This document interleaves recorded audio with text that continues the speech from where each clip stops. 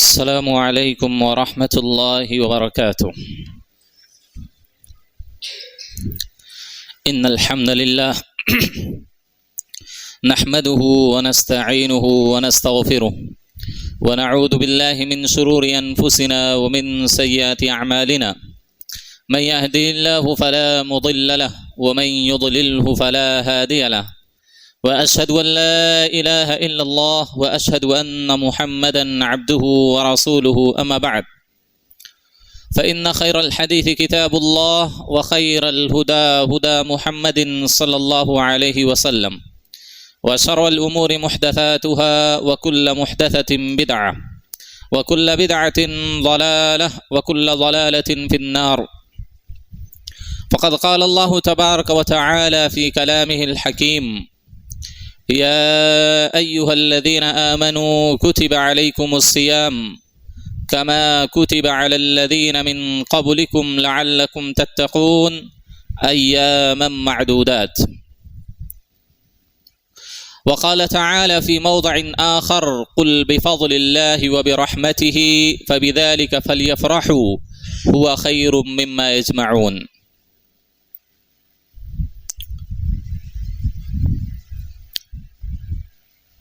محترم اور مکرم سامعین و سامعات،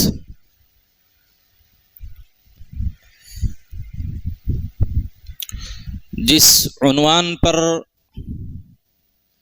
مجھے لب کشائی کا مکلف بنایا گیا ہے، وہ عنوان وقت کے لحاظ سے بہت ہی اہم عنوان ہے،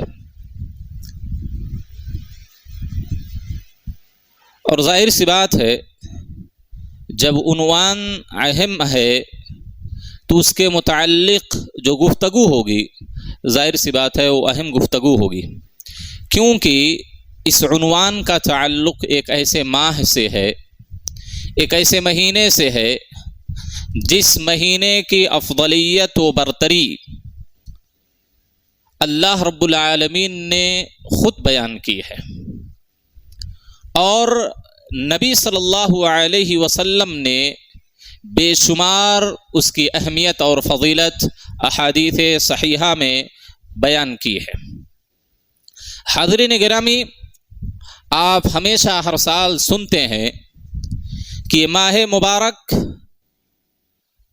جو رحمتوں برکتوں کا مہینہ ہے یہ ہمارے سروں پر کھڑا ہوا ہے،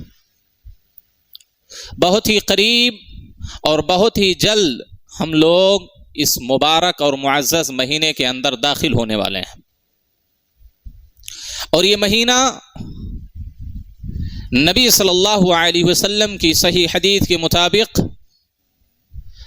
یہ مغفرت کا مہینہ ہے، گناہوں کی بخشش کا ذریعہ ہے۔ یہ ماہ مبارک اتنا اہم اور فضیلت کا حامل ہے کہ اس مہینے کے اندر اگر انسان کما حقہ اس کی قدر کر لے، اس مہینے کی اہمیت کو جان لے اور اس کے حقوق کو، اس کے مطالبات کو اگر ادا کر لے تو اس کے پچھلے سارے گناہ معاف ہو سکتے ہیں۔ اسی بنیاد پر نبی صلی اللہ علیہ وسلم کی صحیح حدیث کے مطابق یہ رمضان المبارک کا مہینہ جہاں مغفرت اور بخشش کا مہینہ ہے، وہیں پر جہنم سے آزادی کا بھی مہینہ ہے۔ روزانہ اللہ رب العالمین بے شمار اور انگنت لوگوں کو جہنم سے آزاد کرتا ہے، اس کی کوئی گنتی نہیں ہے، کوئی تعداد نہیں ہے۔ بے شمار مومنین اور مسلمین کو اللہ رب العالمین رمضان المبارک کے ہر دن لوگوں کو جہنم سے آزاد کرتا ہے۔ یہ مہینہ اتنا اہم اور فضیلت کا حامل مہینہ ہے کہ اگر کوئی اس ماہ کے صیام کو مکمل طور پر سنت کے مطابق ادا کر لے تو اس کے پچھلے گناہ معاف ہو جاتے ہیں۔ یہ مہینہ اتنی اہمیت کا حامل ہے کہ اگر اس مہینے کی پوری تراویح امام کے ساتھ مکمل کوئی ادا کرے تو اس کے پچھلے گناہ سارے معاف ہو جاتے ہیں۔ یہ مہینہ اتنی اہمیت کا حامل ہے کہ اللہ رب العالمین نے اس مہینے کے اندر خاص طور پر آخری عشرے میں ایک ایسی رات رکھی ہے کہ اگر اس رات کو کوئی عبادت انجام دے، اس رات کو جاگ کر اللہ کی عبادت و فرما برداری اور اس کی ریاضت میں اس کو ختم کر دے تو اس کے پچھلے گناہ معاف ہو جاتے ہیں، اور وہ رات ہزاروں رات سے بہتر ہے، ہزاروں مہینے سے بہتر ہے۔ یہ مہینہ اتنی اہمیت کا حامل ہے کہ ہر روز اللہ رب العالمین ایک دعا ضرور ایک صائم کی روزہ دار کی قبول کرتا ہے۔ روزانہ ایک دعا اللہ رب العالمین ہر روزہ دار کی قبول کرتا ہے۔ یہ وہ مبارک اور بابرکت مہینہ ہے جس کے لیے اللہ رب العالمین نے قرآن کے نزول کا انتخاب کیا ہے۔ یہی ایک فضیلت اور اہمیت ماہ رمضان کے لیے کافی ہے کہ رب العالمین نے سب سے افضل، سب سے بہتر اور سب سے بڑی کتاب اسی مہینے کے اندر نازل کی ہے۔ اسی بنیاد پر اللہ نے خود کہا شہر رمضان الذی انزل فیہ القرآن، رمضان ہی کا وہ مہینہ ہے جس میں قرآن نازل ہوا ہے۔ تو یہ مقدس اور افضل ترین کتاب اسی مہینے میں اللہ رب العالمین نے نازل کی ہے۔ الغرض رمضان کا مہینہ بڑا بابرکت مہینہ ہے، بڑی رحمتوں اور اللہ رب العالمین کی مغفرتوں کا مہینہ ہے، لہذا ہمیں اس کی قدر کرنی چاہیے، ہمیں ایک مہمان کی طرح اس کا استقبال اور اس کی میزبانی کرنی چاہیے۔ حاضرین گرامی، لیکن سب سے اہم سوال یہ ہے کہ اگر یہ مہینہ اتنی اہمیت کا حامل ہے، اتنی فضیلتوں والا یہ مہینہ ہے، تو ہم اس مہینے سے فائدہ کیسے اٹھا سکتے ہیں؟ ہم اس مہینے کا استقبال کیسے کریں کہ سلف صالحین کی طرح، صحابہ کی طرح، ائمہ اور محدثین کی طرح ہم اس مہینے کو اللہ کی عبادت اور ریاضت میں گزاریں۔ حاضرین گرامی، علماء نے اس کے چند اصول، چند آداب اور چند اسباب بیان کیے ہیں۔ اگر ان اسباب کو عملی زندگی میں ہم نافذ کر لیں تو میں یقین کے ساتھ کہہ سکتا ہوں کہ جس طرح صحابہ، تابعین اور سلف نے اس مہینے سے فائدہ اٹھایا ہے، اسی طریقے سے ہم بھی اس مہینے سے فائدہ اٹھا سکتے ہیں۔ لیکن شرط یہ ہے کہ ان آداب کو، ان اسباب کو، ان عوامل کو ہم اپنی عملی زندگی میں نافذ کر لیں۔ صرف سننے سے فائدہ نہیں حاصل ہونے والا ہے، سننے سے فائدہ نہیں حاصل ہونے والا ہے، بلکہ سننے کے ساتھ ساتھ اس پر عمل بھی کریں گے تو انشاءاللہ یہ مہینہ یا اس بار کا رمضان ہماری زندگی کا سب سے بہترین رمضان گزرے گا انشاءاللہ۔ حاضرین گرامی، وقت جو مجھے دیا گیا ہے تقریباً 50-55 منٹ یا 1 گھنٹہ کہہ لیجئے، یہ وقت ان اسباب اور ان عوامل کو آپ کے سامنے بیان کرنے کے لیے ناکافی ہے، لیکن چند اہم بنیادی اسباب میں آپ کے سامنے ذکر کرنے کی کوشش کروں گا۔ اللہ سے میں دعا کرتا ہوں اللہ ہم تمام لوگوں کو سننے کے ساتھ ساتھ اس پر عمل کرنے کی توفیق دے، آمین۔ حاضرین گرامی، ماہ رمضان کا استقبال سب سے پہلی چیز انسان خوش دلی کے ساتھ، مسرت کے ساتھ اور انتہائی فرحت کے ساتھ ماہ رمضان کا استقبال کرے۔ انسان کو دلی طور پر خوش ہونا چاہیے، اس کو اطمینان لاحق ہونا چاہیے کہ یہ ماہ مبارک جو نیکیوں کا موسم بہار لے کر آ رہا ہے، ہمارے دل کے اندر خوشی اجاگر ہونی چاہیے، ہمارے دلوں کے اندر مسرت پیدا ہونی چاہیے، فرحت پیدا ہونی چاہیے کہ نیکیوں کے کمانے کا مہینہ ہے، اللہ کی قربت حاصل کرنے کا مہینہ ہے، اللہ کو خوش کرنے کا مہینہ ہے، اللہ کی جنت کو حاصل کرنے کا مہینہ ہے، اللہ کی جہنم سے بچنے کا مہینہ ہے۔ اس خوشی کے ساتھ ہم ماہ مبارک کا استقبال کریں، ورنہ کچھ لوگ تنگ دلی کے ساتھ کیا اب روزہ رکھنا پڑے گا، بھوکا رہنا پڑے گا، پیاسا رہنا پڑے گا، مسجدوں میں حاضری دینی پڑے گی، نہیں تو لوگ طرح طرح کی باتیں سنائیں گے کہ رمضان کے مہینے میں بھی مسجد میں نہیں آتا، نماز نہیں پڑھتا، قرآن نہیں پڑھتا، روزہ نہیں رکھتا۔ کچھ لوگوں کو تنگ دلی پیدا ہوتی ہے ماہ رمضان کے آتے آتے. جن لوگوں کو روزہ رکھنے کی عادت نہیں ہے، جن لوگوں کو نماز پابندی کے ساتھ جماعت کے ساتھ مسجد میں ادا کرنے کی عادت نہیں ہے، جن کو قرآن کی تلاوت کی عادت نہیں ہے، جن کو بڑھ چڑھ کر نیکیوں میں حصہ لینے کی عادت نہیں ہے، ایسے لوگوں کا دل تنگ ہو جاتا ہے رمضان کے قریب قریب. اور یہ منافقین کی علامت ہے، یہ منافقین کی علامت ہے. یہ نیکیوں سے عبادتوں سے دور بھاگتے ہیں، سستی اور کاہلی کا مظاہرہ کرتے ہیں. حاضرین گرامی، میں نے کہا کہ دلی مسرت کے ساتھ ہم ماہ مبارک کا استقبال کریں. لہذا اس کے لیے سب سے پہلا اصول، اس ماہ مبارک سے فائدہ اٹھانے کے لیے، اس ماہ مبارک کو غنیمت سمجھتے ہوئے اللہ کی قربت حاصل کرنے کے لیے، اللہ کا مہمان بننے کے لیے سب سے اہم اور سب سے بنیادی اصول اور ادب یہ ہے کہ ہم اپنی نیتوں کو خالص کر لیں. اپنی نیتوں کو خالص کر لیں، اپنی نیتوں کو سچا، اپنی نیتوں کو صادق کریں، اپنی نیتوں کے اندر اخلاص پیدا کریں اور یہ پختہ عزم کریں، پختہ ارادہ کریں کہ اگر رب العالمین نے ہم کو ماہ مبارک عطا کیا، اگر ہم ماہ رمضان کو پا لیے تو اس مہینے کے اندر باجماعت نمازوں کی پابندی ہم کریں گے. اس مہینے کے اندر ہم روزوں کو نبی صلی اللہ علیہ وسلم کے طریقے کے مطابق رکھیں گے.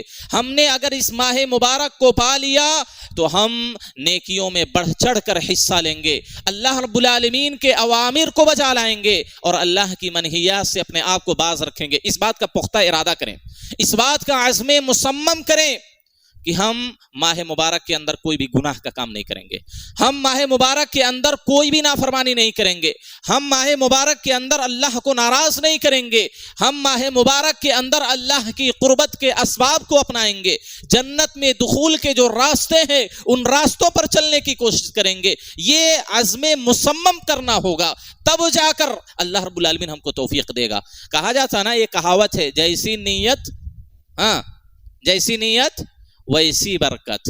ہماری نیتیں اگر اچھی ہوں گی، ہماری نیتوں میں اگر اخلاص ہوگا، ہماری نیتیں اگر سچی ہوں گی تو اللہ ہم کو نیکیوں کی توفیق دے گا.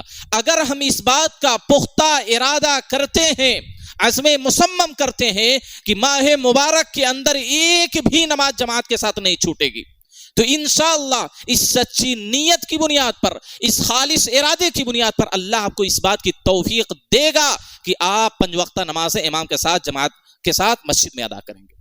اگر آپ اس بات کا پختہ عزم و ارادہ کر لیں کہ ایک بھی روزہ میں نہیں چھوڑوں گا، اور روزے کے جو آداب ہیں، جو واجبات ہیں، جو ارکان ہیں، جو شروط ہیں، اس کے مطابق میں روزہ رکھوں گا، اللہ کی قسم اگر آپ نے عزم مصمم کر لیا تو اسی طرح روزہ رکھنے کی توفیق اللہ آپ کو دے گا.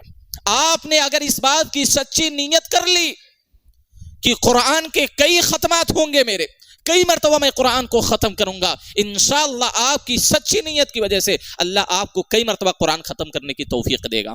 آپ نے اگر اس بات کی سچی نیت کر لی، پختہ ارادہ کر لیا کہ میں سنن اور نوافل کی پابندی اس مہینے کے اندر کروں گا، ایک بھی سنت نہیں چھوڑوں گا، اللہ آپ کو سنن اور نوافل کی پابندی کی توفیق دے گا. جیسی نیت ویسی برکت ہوتی ہے. لیکن اگر آپ کا عزم مصمم نہیں ہے، ابھی 11 مہینوں میں جس طرح سے آپ کی زندگی گزر رہی ہے، آپ کا کوئی ارادہ نہیں، آپ کی کوئی پلاننگ نہیں، آپ کی کوئی تنظیم نہیں اس ماہ مبارک کے لیے، تو آپ یہ سمجھ لیجئے جس طرح 11 مہینہ اللہ کی ناراضگی میں، اللہ کی نافرمانی میں، اللہ کی معصیت میں، گناہوں میں جس طرح آپ ڈوبے ہوئے تھے، اس مہینے میں بھی آپ کو نیکیوں کی توفیق نہیں ملے گی. کسی بھی عبادت کو انجام دینے کے لیے نیت ضروری ہے، سچی اور پکی نیت، عزم مصمم، پختہ ارادہ ضروری ہے. اگر یہ چیز مفقود ہے تو آپ کو نیکیوں کی توفیق نہیں مل سکتی ہے. تو سب سے پہلی چیز ہم کو کیا کرنا ہے؟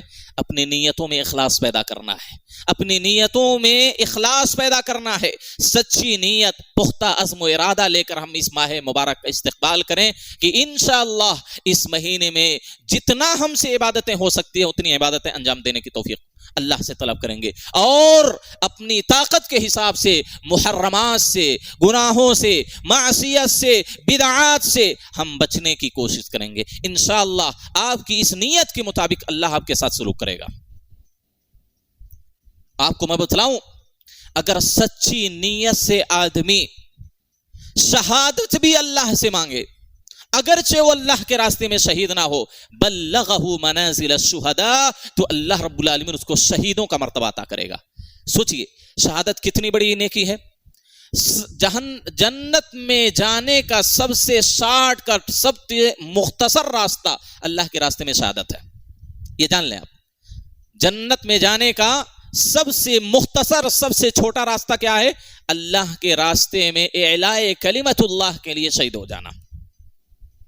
نبی صلی اللہ علیہ وسلم کی صحیح حدیث کے مطابق خون کا پہلا قطرہ زمین پر ٹپکنے سے پہلے اللہ اس کی مغفرت کر دیتا ہے۔ جنت کے اندر اس کا جو ٹھکانہ وہ دکھا دیتا ہے، بے شمار فضیلتیں ہیں، اللہ اس کو عذاب قبر سے، عذاب جہنم سے محفوظ کر دیتا ہے۔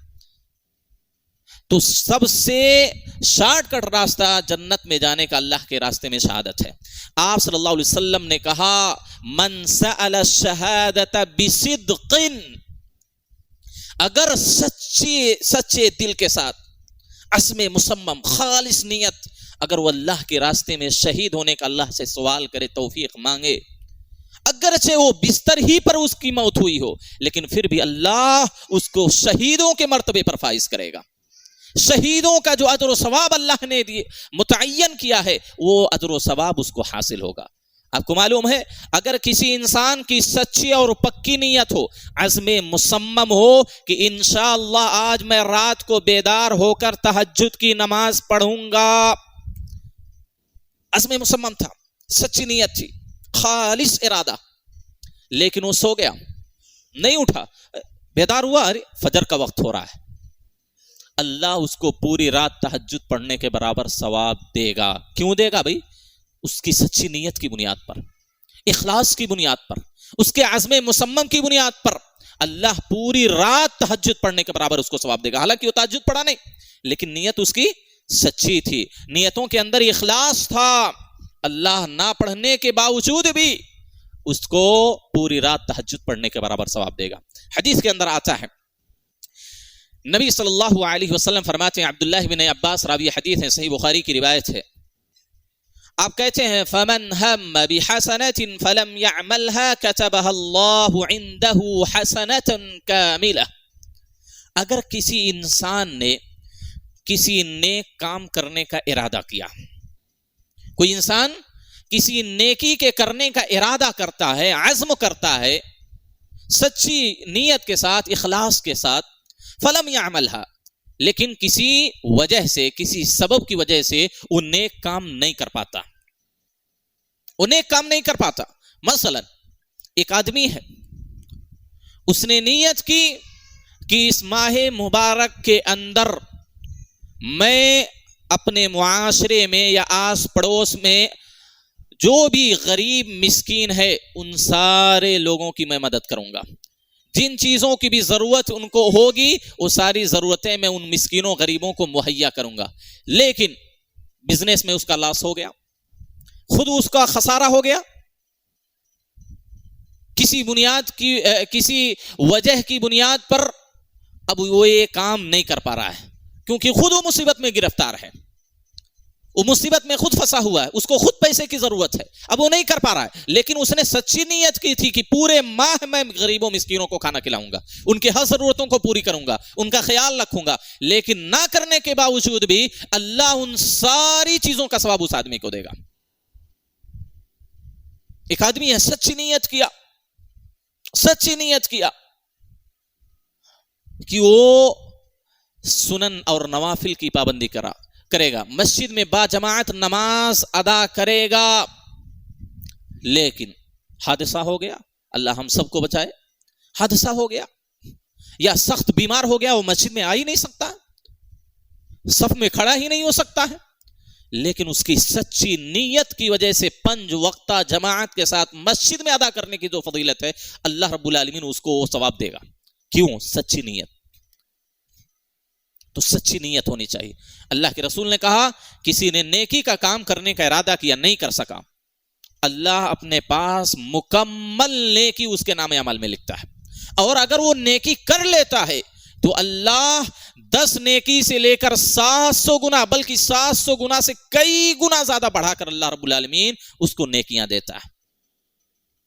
حدیث کے اندر آتا ہے ابو کبشہ الانماری رضی اللہ تعالیٰ عنہ راوی حدیث ہے، صحیح مسلم کی حدیث ہے، آپ فرماتے ہیں انما الدنیا لاربعۃ نفر، دنیا 4 طرح کے لوگوں کے لیے، دنیا 4 طرح کے لوگوں کے لیے ہے۔ اب وہ کون سے 4 لوگ ہیں؟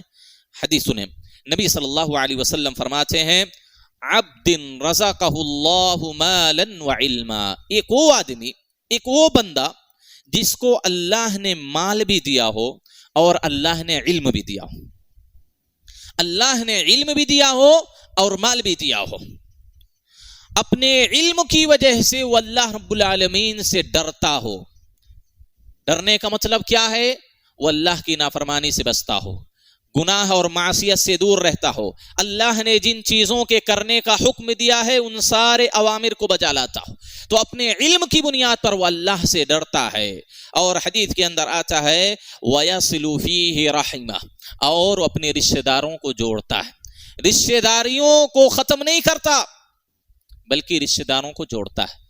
کچھ لوگوں کے پاس مال آ جاتا ہے، جب مالدار ہو جاتے ہیں، اللہ مال و دولت دے دیتا ہے، تو جو خاندان کے رشتہ داروں کے جو غریب لوگ ہیں ان کو کوئی اہمیت نہیں دیتا، ان کو چھوڑ دیتا ہے، یا اگر ان کے ساتھ چھوڑتا نہیں تو ان کے ساتھ جو سلوک کرنا چاہیے ویسا سلوک نہیں کرتا، ان کی عزت، ان کا احترام، حالانکہ عمر میں ان سے بڑے ہیں لیکن نوکروں کی طرح، غلاموں کی طرح ان کے ساتھ برتاؤ کرتے ہیں۔ یہ نہیں ہونا چاہیے۔ اللہ کے رسول صلی اللہ علیہ وسلم نے کہا اپنے مال کے ذریعہ اپنے رشتہ داروں سے صلہ رحمی کرتا ہے، اور اللہ رب العالمین کا اس مال میں حق بھی سمجھتا ہے، مطلب صدقہ کرتا ہے، خیرات کرتا ہے، زکوٰۃ دیتا ہے، اللہ نے جن راستوں میں خرچ کرنے کے لیے کہا ان راستوں میں اس مال کو خرچ کرتا ہے۔ آپ صلی اللہ علیہ وسلم نے کہا کہ یہ دنیا کا سب سے بلند مرتبے پر فائز آدمی ہے، سب سے بڑا مقام اس آدمی کا ہے۔ علم اور مال دونوں طرح کی دولت اس کے پاس ہے۔ علم کی وجہ سے اللہ کا تقویٰ آ رہا ہے، اور دولت کی وجہ سے وہ اللہ کے راستوں میں مسکینوں، غریبوں، مدرسوں، مساجد میں خرچ اپنے مال کو کر رہا ہے، رشتہ داروں کو بھی نواز رہا ہے۔ اللہ کے رسول صلی اللہ علیہ وسلم نے کہا فَهَذَا بِأَفْضَلِ الْمَنَازِلِ، یہ دنیا کا سب سے بلند انسان ہے، دنیا کے سب سے بڑے مرتبے پر یہ فائز آدمی ہے۔ دوسرا آدمی سنیے کون ہے؟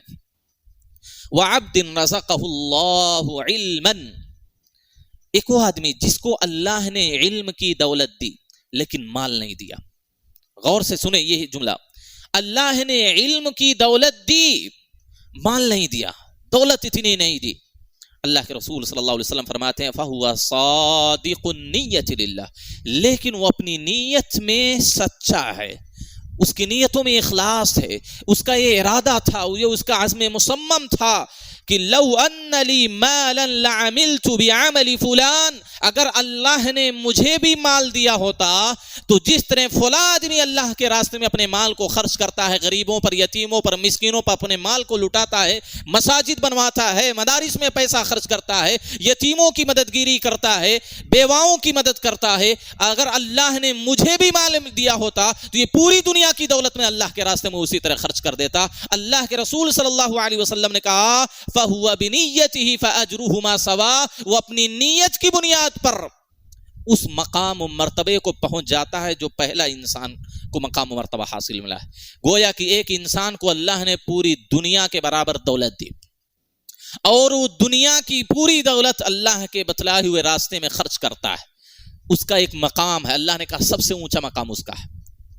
ایک وہ آدمی ہے جس کو اللہ نے دولت نہیں دی لیکن اس آدمی کی نیت میں اخلاص ہونے کی وجہ سے، سچی نیت کی ہونے کی وجہ سے پوری دنیا کی دولت خرچ کرنے کے برابر اس کو اللہ ثواب دے رہا ہے۔ صرف اس کی نیت تھی، بس اخلاص، عزم مصمم کہ اللہ نے مجھے بھی یہ دولت دی ہوتی میں بھی ایسے ہی خرچ کرتا۔ دیکھیے اس نے 1 روپیہ بھی نہیں خرچ کیا، 1 پیسہ بھی اللہ کے راستے میں نہیں خرچ کیا، لیکن سچی نیت ہونے کی وجہ سے، اخلاص ہونے کی وجہ سے اللہ رب العالمین جو دنیا کا سب سے بلند مرتبے پر فائز آدمی ہے اس کے مقام کو اس کو پہنچا دیتا ہے، اس کے مقام تک اس آدمی کو پہنچا دیتا ہے، 1 روپیہ بھی جو خرچ نہیں کیا۔ تو اپنی نیتوں کے اندر اخلاص پیدا کرنے کی ضرورت ہے، اپنی نیتوں کو سچی اور خالص کرنے کی ضرورت ہے۔ آج ہی سے ہم عزم مصمم کریں، آج ہی سے ہم ارادہ کریں، آج ہی سے سچی نیت کریں کہ ہم ماہ مبارک کے مکمل روزے سنت کے مطابق رکھیں گے. آج ہی سے یہ نیت کریں, تکبیر تحریمہ کے ساتھ ہم مسجد کے اندر با جماعت نماز اور قیام اللیل کا اہتمام کریں گے. اس بات کی سچی نیت کریں, آج ہی سے یہ عہد کریں کہ اس ماہ مبارک کے اندر ہم حلال کمائیں گے, حلال کھائیں گے اور حلال کھلائیں گے اور حلال خرچ کریں گے. یہ نیت ہونی چاہیے, یہ ارادہ ہونی چاہیے. انشاءاللہ اگر آپ قیام نہیں کر سکے کسی بیماری کی بنیاد پر, آپ روزہ نہیں رکھ سکے کسی وجہ کی بنیاد پر, آپ 5 وقتہ نماز مسجد میں نہیں ادا کر سکتے کسی وجہ کی بنیاد پر, اللہ آپ کو روزے کا ثواب دے گا, اللہ آپ کو تراویح کا ثواب دے گا, اللہ آپ کو صدقات و خیرات کا ثواب دے گا, اللہ ان ساری عبادتوں کا ثواب دے گا جس عبادت کے انجام دینے کا آپ نے پختہ ارادہ کیا تھا. حاضرین گرامی, تو اس تعلق سے تو باتیں بہت ہیں, بس یہ پہلا سب سے اہم اصول ہے کہ ہم سچی نیت کے ساتھ اپنے دل کو پاک صاف رکھنے کے ساتھ ساتھ ماہ مبارک کا ہم استقبال کریں, ماہ مبارک کا خیر مقدم کریں, ماہ مبارک کو خوش آمدید کہیں. ہماری نیتیں خالص ہوں, ہم پختہ ارادہ اور عزم مصمم لے کر اس ماہ کا استقبال کریں اور اپنی نیتوں میں اخلاص پیدا کرنے کی کوشش کریں. حاضرین گرامی, اسی طریقے سے میں ایک دوسرا ادب, ایک دوسرا اصول جو ماہ مبارک کے استقبال کے لیے بہت ضروری ہے, وہ کیا ہے؟ خالص توبہ, توبۃ نصوح جس کو کہتے ہیں. سچی توبہ اللہ کی بارگاہ میں کریں. ہم میں سے کون ایسا انسان ہے جس نے اللہ کی نافرمانی نہیں کی؟ ہم میں سے کون ایسا انسان ہے, کون سے ایسے مرد ہیں یا خواتین ہیں جنہوں نے کبھی بھی اللہ رب العالمین کی نافرمانی نہیں کی, جس کی زندگی میں گناہ نہیں ہے, جس کی زندگی میں معصیت نہیں ہے؟ کوئی ہے اس دنیا کے اندر؟ کوئی نہیں ہے. خود میرے نبی نے کہا کل بنی آدم خطاء, ہر انسان گنہگار ہے, ہر انسان خطا کار ہے, ہر انسان سے گناہ ہوتا ہے, لیکن ان میں سب سے بہترین خطا کار کون ہے؟ جو گناہ کرنے کے بعد شرمندہ ہو اور اللہ کی جناب میں فوراً روئے, گڑ گڑائے, اللہ سے معافی مانگے. تو ہم میں سے ہر ایک سے گناہ ہوگا, اور ہوا ہے, یقینی چیز ہے, اور ہوگا بھی. یہ کوئی مت سمجھے کہ میں گناہوں سے مبرہ ہوں, میں گناہوں سے معصیت سے پاک ہوں, ایسا ہو ہی نہیں سکتا. یہ فرشتے صرف ایسے ہیں جو گناہوں سے مبرہ, فرشتوں سے گناہ نہیں ہو سکتا. لا یعصون اللہ, وہ کبھی بھی اللہ کی نافرمانی نہیں کر سکتے, کیونکہ وہ اللہ کے اشارے کے محتاج ہیں. اللہ جیسا ان کو حکم دیتا وہی کرتے ہیں, اس کے علاوہ کوئی اپنی طرف سے کام انجام نہیں دیتے, ورنہ اللہ کی عبادت میں, اللہ کی رعایت میں ہمیشہ لگے رہتے ہیں. انسانوں کا یہ خاصہ ہے کہ اس سے گناہ ہوگا, لیکن اب گناہ پر اصرار کرنا, ایک گناہ کے بعد دوسرا گناہ کرتے رہنا, ظاہر سی بات ہے یہ ہلاکت کا باعث ہے, یہ جہنم کے دروازے کو کھٹکھٹانا ہے, اللہ کو ناراض کرنے کا ایک اہم اور بنیادی سبب ہے. لہذا رمضان سے پہلے پہلے ہم خالص توبہ اللہ کی جناب میں کریں, اللہ کی جناب میں روئیں, گڑ گڑائیں, اپنے گناہوں کی معافی مانگیں اللہ کی ذات سے, توبۃ نصوحہ کریں کہ اللہ آج کے بعد عمدن میں اللہ تیری نافرمانی نہیں کروں گا, اللہ جان بوجھ کر آج کے بعد میں کبھی بھی گناہ نہیں کروں گا, اللہ تیری معصیت کا ارتکاب نہیں کروں گا, تیرے محرمات کے دروازے کو نہیں کھٹکھٹاؤں گا. یہ آج ہی سے سچی توبہ اللہ کی جناب میں کریں. اللہ کہتا ہے یا ایھا الذین آمنوا توبوا الی اللہ توبۃ نصوحہ, اے مومنو, اے مومنو, تم لوگ اللہ رب العالمین کی جناب میں توبۃ نصوحہ کرو, خالص توبہ, خالص توبہ. اس کا مطلب یہ کہ ہمارے دلوں میں یہ نہیں ہونا چاہیے کہ رمضان کا مہینہ گزر جائے گا پھر ہم فلمیں دیکھیں گے, رمضان کا مہینہ گزر جائے گا پھر ہم جو گناہوں میں لت پت تھے, جو ہمارے روزانے کا معمول تھا, ہم اسی روٹین پر اپنی زندگی گزارنے لگیں گے. نہیں, ایسے لوگوں کی توبہ ان کو فائدہ نہیں دیتی, یہ منافقین کی علامت ہے. وہ منافقین کا شیوا ہے کہ گناہ کی نیت رمضان کے بعد, رمضان کے مہینے کے ختم ہونے کے بعد گناہ کرنے کی نیت کرنا. ایسے لوگوں کی توبہ ان کو کوئی بھی فائدہ نہیں پہنچاتی ہے. اس بات کا عہد کریں کہ آج کے بعد اللہ تیری نافرمانی نہیں کروں گا, اللہ سے اگر توبۃ نصوحہ کریں گے، اللہ کہتا ہے عسیٰ ربکم ان یکفر عنکم، اللہ تمہارے گناہوں کو معاف کر دے گا اور ایسی جنت میں داخل کرے گا جس کے نیچے نہریں جاری ہوں گی، اور قیامت کے دن اللہ ایسے لوگوں کو رسوا نہیں کرے گا۔ لہذا توبۃ نصوحہ اللہ کی جناب میں کریں۔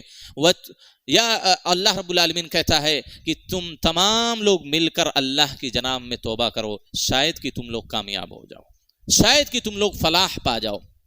حاضرین گرامی، اس کی ایک وجہ بھی ہے، کیونکہ اگر آدمی کے نام اعمال میں گناہ رہے اور وہ گناہ پر گناہ کرتا رہے تو نیکیوں کی توفیق اللہ رب العالمین ایسے بندے سے چھین لیتا ہے۔ جس طرح ایک نیکی کرنے کے بعد اللہ دوسری نیکی کی توفیق دیتا ہے، اسی طرح آدمی جب ایک گناہ کرتا ہے تو دوسرا گناہ اس کی نگاہ میں آسان ہو جاتا ہے۔ گناہ کی جو سنگینی ہے، جو گناہ کی خطرناکی ہے، وہ انسان کے ذہن و دماغ سے وہ ختم ہو جاتی ہے، وہ انسان بے حیا اور بے شرم ہو جاتا ہے، اللہ سے حیا نہیں کرتا۔ ایک گناہ اگر آدمی کرتا ہے تو دوسرا گناہ اس کے لیے کرنا آسان ہو جاتا ہے، لیکن اگر آپ ایک نیکی کریں گے تو اس نیکی کی بنیاد پر اللہ دوسری نیکی کی توفیق دے گا۔ اگر آپ ایک گناہ کریں گے تو ایک نیکی سے آپ محروم ہو جائیں گے، آپ کے لیے دوسرا گناہ کرنا آسان ہو جائے گا۔ اسی وجہ سے اہل علم لکھتے ہیں کہ فَإِنَّ الذُّنُوبَ يُحَرِّمُ الْعَبْدَ مِنَ التَّوْفِيقِ وَالْقَبُولِ، بندے کے جو گناہ ہوتے ہیں، انسانوں کے جو گناہ ہوتے ہیں، اور خاص طور پر جو گناہوں پر اصرار کرتے ہیں، مطلب گناہوں سے باز نہیں آتے، ایک گناہ کیا، دوسرا گناہ کیا، تیسرا گناہ کیا، اللہ رب العالمین ایسے لوگوں کو توفیق سے اور عمل کی قبولیت سے محروم کر دیتا ہے۔ لہذا رمضان سے پہلے پہلے اللہ کی بارگاہ میں توبہ کریں، اللہ کے سامنے سچی توبہ کریں، اور ہم رمضان میں اس حال میں داخل ہوں۔ ماہ رمضان کا استقبال ہم اس حالت میں کریں کہ ہمارے نام اعمال سے گناہ دھل چکے ہوں، کیونکہ اگر سچی توبہ ہم اللہ کی بارگاہ میں کریں گے، اپنے گناہوں پر آنسو بہائیں گے، شرمندگی کا احساس کریں گے، تو اللہ کہتا ہے، اللہ کے رسول فرماتے ہیں التائب من الذنب کمن لا ذنب لہ، گناہوں سے توبہ کرنے والا اس شخص کے مانند ہے جس کے نام اعمال میں کوئی گناہ ہی نہ ہو۔ اللہ کے سامنے توبہ کریں، اللہ سے معافی مانگیں، اللہ کے سامنے روئیں، اللہ کے سامنے گڑ گڑائیں، اللہ تو ہمارے سارے چھوٹے بڑے گناہوں کو معاف کر دے۔ ہم اس حال میں ماہ مبارک میں داخل ہوں، اس حالت میں ماہ کا استقبال کریں کہ ہمارے نام اعمال میں گناہ نہ ہو۔ حاضرین گرامی، اگر اس حالت میں ہم ماہ مبارک میں داخل ہوتے ہیں تو اللہ ہمیں اس ماہ میں بڑھ چڑھ کر نیکیوں میں حصہ لینے کی توفیق دے گا، اور اس ماہ میں جو نیکیاں کریں گے اللہ ان کو شرف قبولیت بخشے گا۔ حاضرین گرامی، سچی توبہ اللہ کی بارگاہ میں کریں۔ اسی طریقے سے ایک تیسرا ادب ہم میں سے انسانی جو حقوق ہیں، چاہے وہ مالی حقوق ہوں یا بدنی حقوق ہوں، اگر آپ ہم میں سے کسی نے کسی کی جائیداد، کسی کا مال ہڑپ لیا ہے، ناجائز طریقے پر اس کے مال کو حاصل کیا ہے، یا ناجائز ناحق طور پر کسی پر ظلم کیا ہے، کسی کو ناحق مارا ہے، کسی کو ناحق گالی دی ہے، بغیر وجہ کے کسی کو کسی نے ستایا ہے، تو اس جو انسانی جو حقوق ہیں اس کو پہلے سے معاف کرا لیں، معافی تلافی کر لیں۔ کیونکہ حدیث کے اندر آتا اللہ کے رسول صلی اللہ علیہ وسلم فرماتے ہیں من کانت عنده لأخیہ مظلمہ، لہذا جس کے پاس کسی مسلمان بھائی کے ظلم ہو فَلْيَتَحَلَّلْ مِنْهُ قَبْلَ أَلَّا يَكُونَ دِينَارٌ وَلَا دِرْهَمٌ، تو اس دن سے پہلے اس کو حلال کر لے، معافی تلافی کر لے، جس دن نہ تو کوئی دینار ہوگا نہ کوئی درہم ہوگا، وہاں نیکی اور بدی کا کھیل ہوگا۔ اگر انسان کے پاس نیکیاں ہیں تو یہ نیکیاں مظلوموں کو دے دی جائیں گی، اس کی نیکیاں ختم ہو جائیں گی تو مظلوم کے جو گناہ ہوں گے اس کے سر پر لاد دیا جائیں گے اور اس کو جہنم میں پھینک دیا جائے گا۔ حاضرین گرامی، اہل علم لکھتے ہیں فَإِنَّ الْمَظَالِمَ حَجَبٌ تُحَجِّبُ الْعَبْدَ عَنِ الْخَيْرِ، کیونکہ مظالم جو ہے، یہ ظلم جو ہے، یہ انسان کو خیر سے روک دیتے ہیں، بھلائیوں کے راستے اس انسان کے لیے بند کر دیتے ہیں، وَتُبْعِدُهُ عَنِ اللَّهِ، اور اللہ سے دور کر دیتے ہیں۔ لہذا یہ جو انسانی حقوق ہیں، چاہے مالی ہو چاہے بدنی ہو، ان حقوق کو ہم ادا کر لیں ماہ مبارک سے پہلے پہلے، تاکہ ماہ مبارک کے اندر جو نیکیاں ہم انجام دیں اللہ رب العالمین ان نیکیوں کو قبول کر لے، اللہ رب العالمین ان نیکیوں کو شرف قبولیت سے نوازے۔ حاضرین گرامی، وقت تیزی سے گزر رہا ہے، میں اختصار کے ساتھ اپنی باتوں کو ختم کرنے کی کوشش کروں گا۔ اللہ کے رسول صلی اللہ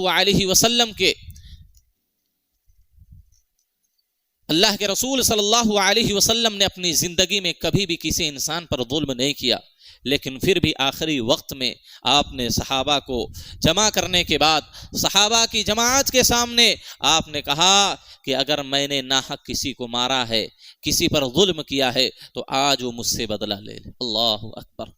میرا نبی جو معصوم عن الخطا ہے، جس کے اگلے پچھلے سارے گناہ معاف ہیں، آپ امام الانبیاء ہیں، سید المرسلین ہیں، شافع محشر ہیں، ساقی کوثر ہیں، سب سے پہلے جنت میں داخل ہونے والے ہیں، سب سے بڑا مقام و مرتبہ آپ کا ہے، اللہ کی نگاہ میں سب سے محبوب آپ ہیں۔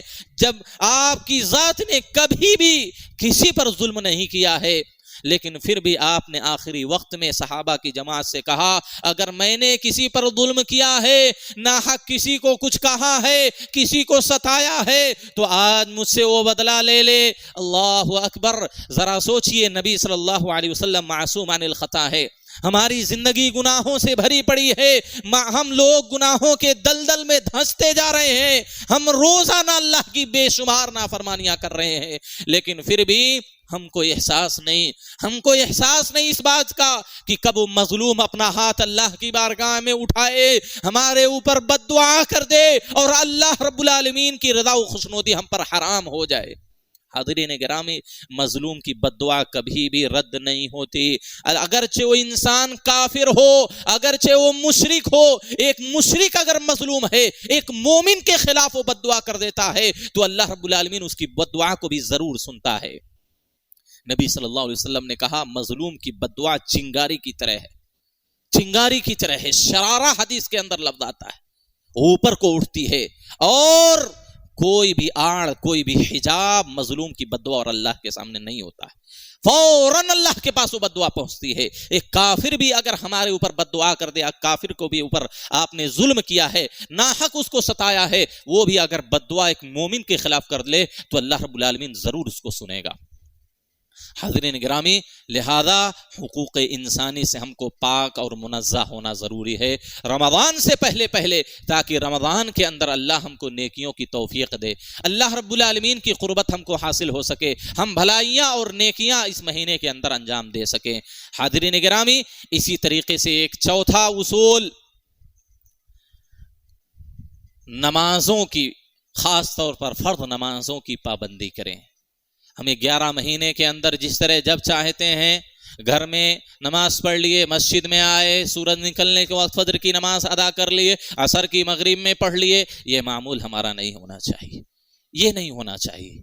آپ اس بات کا عہد کریں کہ 5 وقتہ نمازیں مسجد میں با جماعت امام کے ساتھ آپ ادا کریں گے۔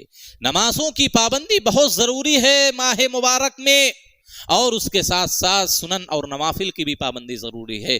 اللہ اتنی نیکیاں، کتنا اجر و ثواب نمازوں کی یا نیکیوں کی صورت میں دیتا ہے، آپ ذرا اس بات پر غور کر لیں۔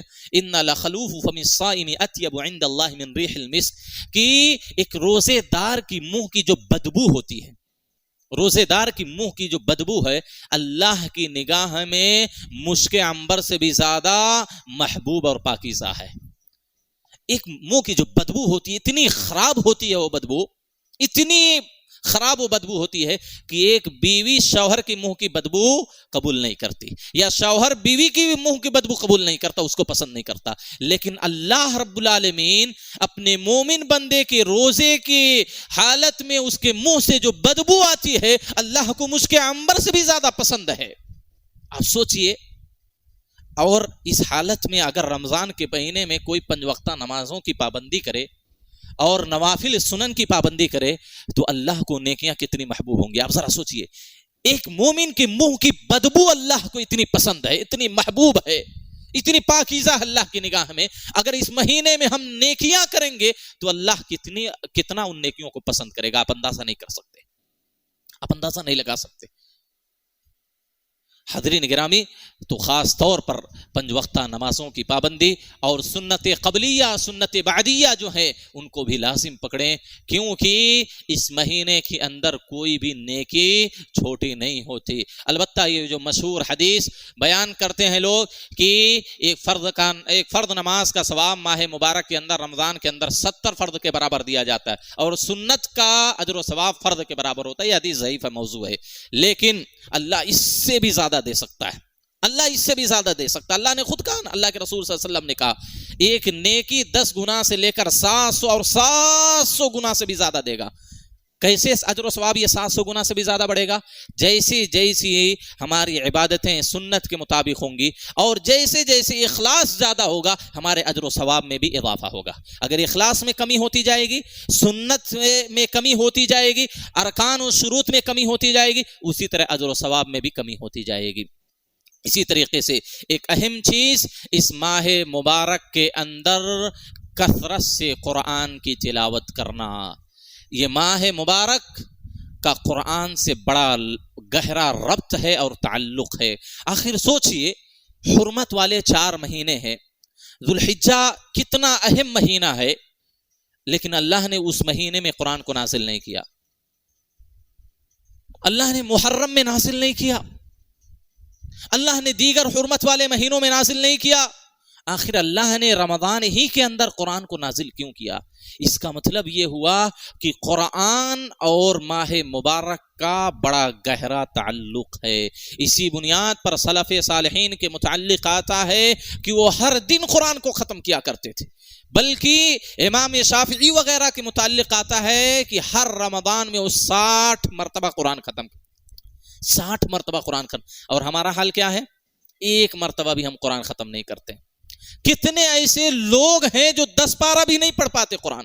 اللہ کی قسم، یہ اللہ کی نیکیوں سے، اللہ کی توفیق سے محروم ہے، اللہ کی رحمتوں اور اللہ کی برکتوں سے بہت دور ہیں، جو اس ماہ کے اندر بھی قرآن نہیں کھولتے، اس ماہ کے اندر بھی قرآن نہیں پڑھتے، قرآن نہیں سنتے، قرآن نہیں سیکھتے، وہ اللہ کی رحمت سے حقیقی معنوں میں دور ہے، وہ اللہ کی برکتوں سے محروم ہے۔ اس مہینے میں بھی اگر قرآن کی کوئی تلاوت نہ کرے، اللہ کی قسم وہ انسان بہت ہی بد نصیب اور بہت ہی محروم انسان ہے وہ۔ حاضرین گرامی، اس مہینے کے اندر قرآن کی تلاوت کرنا، قرآن سیکھنا سکھانا، قرآن پڑھنا پڑھانا، قرآن پر عمل کرنا، قرآن کے اندر غور و فکر کرنا، تدبر کرنا، اور جو یہ دروس قرآن ہوتے ہیں، تفسیر قرآن جو عشاء کے بعد یا تراویح کے بعد عمل میں آتی ہے، اس مذاکرے میں یا اس درس میں ضرور شرکت کرنی چاہیے، کیونکہ یہ تدبر، قرآن سمجھنے کا، قرآن پہ غور و فکر کرنے کا، قرآن سیکھنے کا یہ بہت ہی بہترین موقع اللہ ہم سب کو نصیب کرتا ہے۔ لہذا قرآن کے جو دروس ہوتے ہیں اس میں ضرور ہماری شرکت ہونی چاہیے۔ یہ شہر القرآن بھی اس کا نام ہے، قرآن کا مہینہ ہے، اور قرآن کے مہینے میں ہم قرآن کو نہ پڑھیں۔ سلف صالحین کے متعلق آتا ہے ماہ مبارک کے اندر اس ساری مصروفیات کو ختم کر کے قرآن کی تلاوت پر لگ جاتے تھے۔ امام مالک کو کون نہیں جانتا، مسجد نبوی میں نبی صلی اللہ علیہ وسلم کی قبر مبارک کے بغل میں بیٹھ کر آپ ہی کی حدیث لوگوں کو پڑھاتے تھے، لیکن ماہ مبارک کا جب چاند آپ دیکھ لیتے، اغلقا قراءت الحدیث، آپ رحمہ اللہ حدیث پڑھنا پڑھانا بھی چھوڑ دیتے تھے، بند کر دیتے تھے۔ کیوں؟ تاکہ قرآن کی تلاوت کر سکیں، قرآن پڑھ سکیں۔ حالانکہ حدیث سننا سنانا، حدیث پڑھنا پڑھانا یہ بھی نیکی کا کام ہے، یہ بھی نیکی ہے، لیکن آپ قرآن کی اتنے شوقین تھے، ماہ مبارک میں قرآن کی اتنی کثرت سے تلاوت کرتے تھے کہ نبی کی مسجد میں بیٹھ کر، نبی کی قبر مبارک کے بغل میں بیٹھ کر آپ حدیث کا درس دیا کرتے تھے۔ پوری دنیا سے لوگ آپ کا درس حدیث سننے آتے تھے، حدیث سیکھنے آتے تھے، لیکن ماہ مبارک میں آپ درس حدیث بند کر کے قرآن کی تلاوت میں لگ جاتے تھے۔ یہ سلف صالحین کا معمول تھا۔ صحابہ کرام کی زندگیاں دیکھیے، تابعین کی زندگیاں دیکھیے، دن رات قرآن کی تلاوت میں وہ اپنے دن کو ختم کرتے تھے۔ رات میں ایک قرآن ختم ہوتا، دن میں ایک قرآن ختم ہوتا۔ لیکن ہمارا کیا ہے، ہماری حالت کیا ہے؟ ہم 10 پارہ بھی قرآن نہیں پڑھ پاتے۔ یہ کن لوگوں کا معمول ہے؟ جو ماہ شعبان کے اندر قرآن کی تلاوت نہیں کرتے، ماہ شعبان کے اندر قرآن کی تلاوت جو نہیں کرتے ان کو رمضان میں بھی قرآن کی تلاوت کی توفیق نہیں ملتی. حاضرین گرامی، تو قرآن سیکھنا بہت ضروری ہے، اور قرآن کی تلاوت اس مہینے میں خاص طور پر بہت ضروری ہے. وقت بہت تیزی کے ساتھ گزر رہا ہے، کافی اہم چیزیں ابھی بھی باقی ہیں. ایک اور چیز، کثرت ذکر، اللہ رب العالمین کا کثرت سے ذکر کرنا اس ماہ کے اندر. اس ماہ کے اندر اللہ کا کثرت سے ذکر کرنا. آپ کو بتلاؤں، امام اوزاعی رحم اللہ کرتے ہیں اور امام ابن الجوزی رحم اللہ فرماتے ہیں کہ رمضان میں ایک تسبیح دوسرے مہینوں میں 1000 تسبیح کے برابر ہے.